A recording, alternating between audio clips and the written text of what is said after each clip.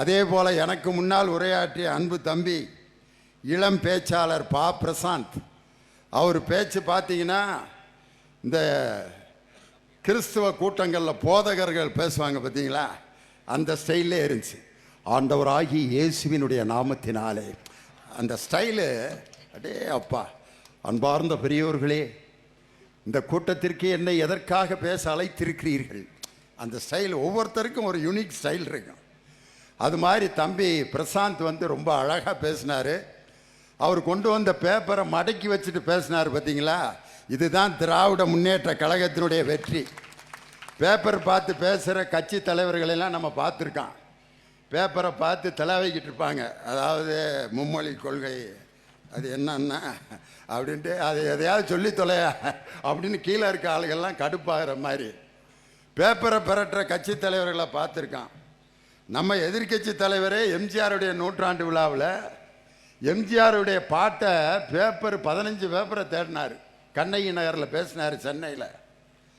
மக்கள் தலைவர் எம்ஜிஆர், மக்கள் தலைவர் எம்ஜிஆர், எம்ஜிஆர் அவர்களின் பாட்டு ஞாபகம் வரல, அந்த பேப்பர் அடியா, அந்த பேப்பரை குடியா அப்படின்னு 4-5 பேப்பரை பார்த்துட்டு அந்த ஒரு வரியை திக்கி திணறி சொன்னார் முன்னாள் முதலமைச்சர் அருமை அண்ணன் எடப்பாடி பழனிசாமி. அது எந்த வார்த்தையை சொன்னார்னா, இவர் போல யார் என்று ஊர் சொல்ல வேண்டும் என்ற எம்ஜிஆர் பாடியிருக்கிறார் அப்படின்னாரு. அதே பாட்டில் எம்ஜிஆர் பாடியிருக்கார் இன்னொரு வரி உங்களுக்காக வேண்டிய. திருந்தாத உள்ளங்கள் இருந்தென்ன லாபம், வருந்தாத உருவங்கள் பிறந்தென்ன லாபம், இருந்தாலும் மறைந்தாலும் பேர் சொல்ல வேண்டும், எங்கள் ஸ்டாலின் போல யாரென்று ஊர் சொல்ல வேண்டும், தளபதி ஸ்டாலின் போல யாரென்று ஊர் சொல்ல வேண்டும். எடப்பாடியார்களே, கண் போன போக்கிலே கால் போகலாமா, கால் போன போக்கிலே மனம் போகலாமா, மனம் போன போக்கிலே எடப்பாடி போகலாமா, மனிதன் போன பாதையை மறந்து போகலாமா.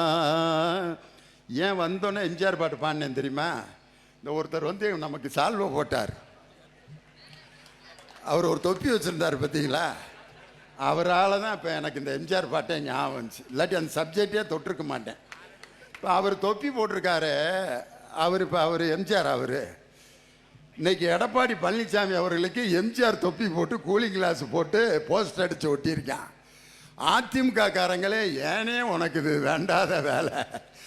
ஒவ்வொருத்தருக்கும் அவங்க ஸ்டைல் தான் யூனிக்கு. மஞ்சள் துண்டு போட்டு கூலிங் கிளாஸ் போட்டால் என் தானை தலைவர் டாக்டர் கலைஞர் தான்.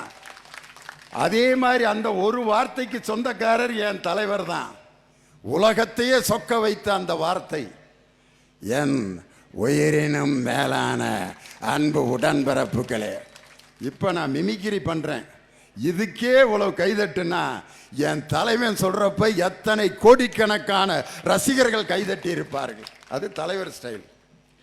அது மாதிரி ஒவ்வொருத்தருக்கும் ஒரு ஸ்டைல் இருக்குது. இந்த ஐயா அந்த தொப்பியை போட்டிருந்தாருங்கிறதுக்காக அவர் எம்ஜிஆர் ஆயிட முடியுமா?